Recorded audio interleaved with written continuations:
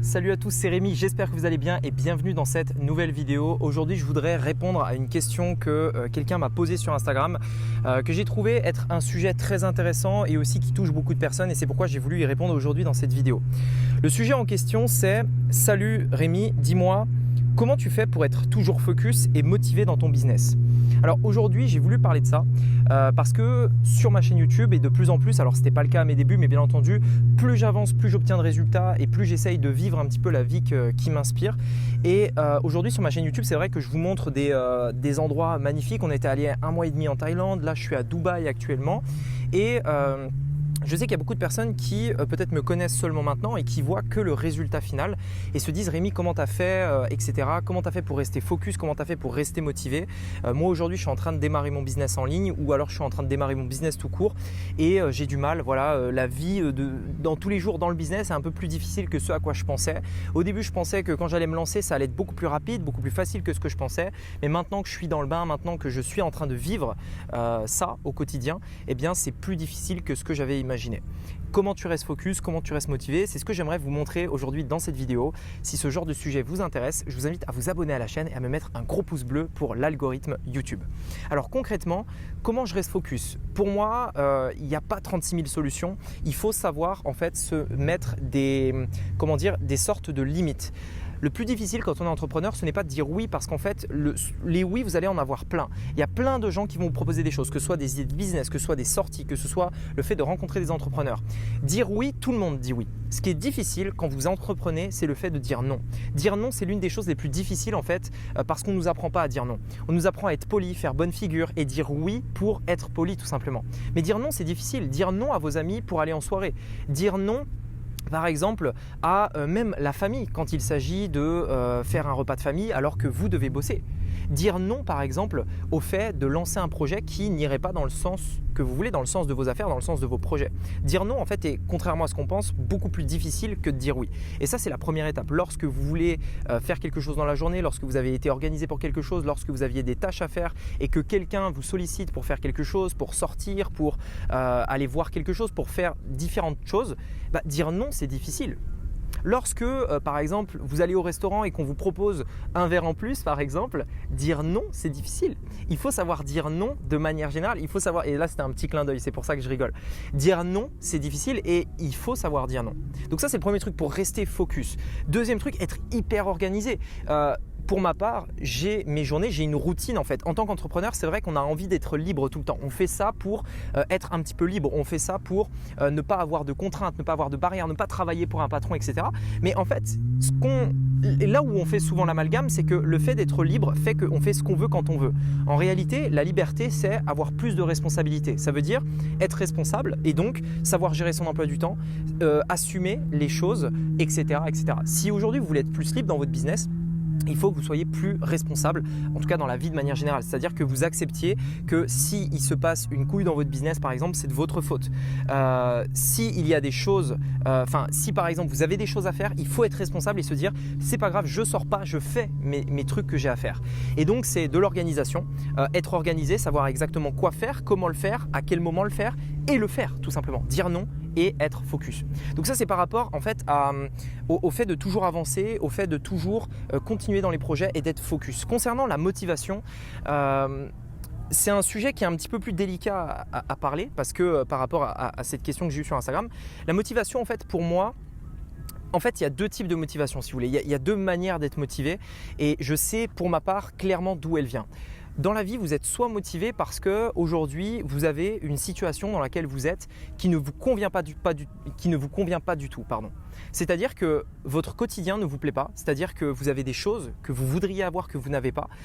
Et en fait, le fait d'être dans cette situation aujourd'hui vous rend malheureux, c'est-à-dire que vraiment pour vous c'est pas acceptable de continuer comme ça. C'est pas acceptable d'avoir peut-être la vie que vous avez au quotidien, c'est pas acceptable de vivre là où vous vivez, c'est pas acceptable de gagner l'argent que vous gagnez tout simplement. Et c'est cette frustration entre le fait de vouloir aller quelque part et le fait de se sentir bloqué et le fait de ne pas se sentir à sa place, ça doit être un moteur fort pour vous bouger les fesses, pour vous bouger le cul, pour reprendre l'expression globale.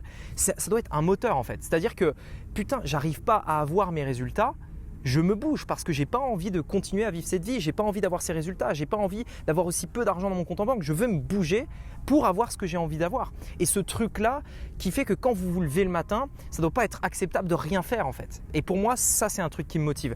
Le deuxième truc qui peut peut-être vous motiver, c'est le fait d'avoir tellement envie de quelque chose que vous ne pensez qu'à ça. Vous savez, c'est un petit peu comme les coureurs qui font la piste des 400 mètres. Et en fait, tout ce qu'ils voient, c'est au loin, ils voient l'arrivée en fait. Ils voient le panneau d'arrivée. Et en fait, quand ils courent, ils ne pensent pas à comment positionner leurs pieds. Ils ne pensent pas à comment lancer leurs bras ou les autres qui sont autour d'eux. Ils pensent à une chose, ils ont le regard fixé sur l'objectif. Ils ont le regard fixé sur le drapeau et ils tracent, ils tracent, ils tracent.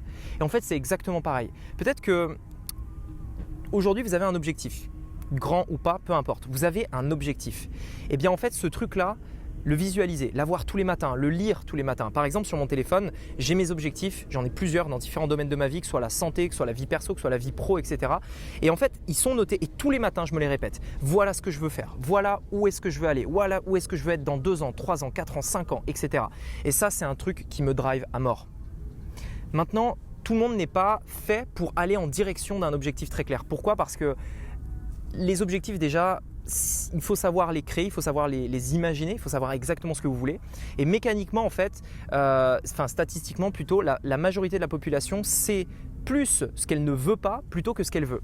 Et en fait, c'est pas mal de ne pas savoir encore ce que vous voulez ou de ne pas savoir quel est votre objectif. Et en fait, j'ai envie de dire même c'est normal. Moi-même, c'était comme ça parce que avant de savoir ce que vous voulez, vous devriez en premier lieu, et c'est comme ça pour la majorité d'entre nous, vous devriez savoir exactement ce que vous ne voulez pas.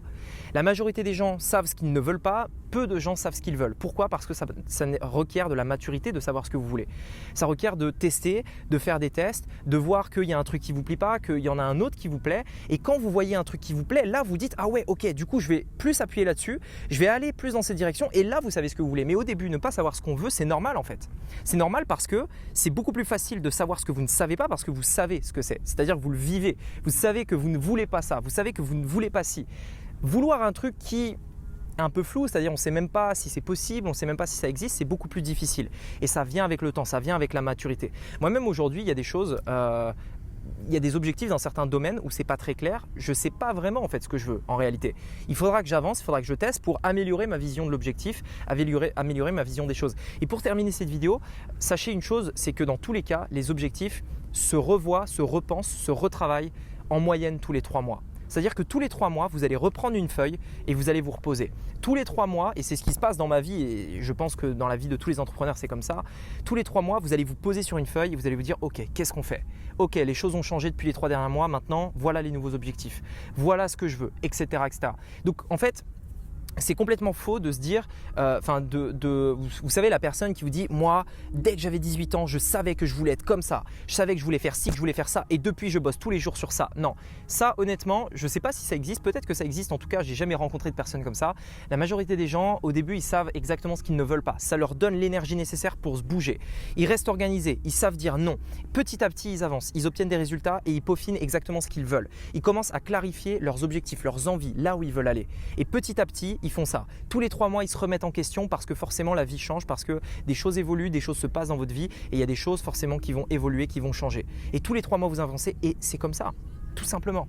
Restez motivé, restez focus. Sachez une chose, c'est que si vous continuez, si vous persévérez, à un moment donné, vous arriverez à atteindre vos résultats. J'espère que cette vidéo vous aura plu. Si c'est le cas, mettez-moi un gros like, abonnez-vous à cette chaîne et je vous dis à très bientôt pour une prochaine vidéo. C'était Rémi, à bientôt. Ciao.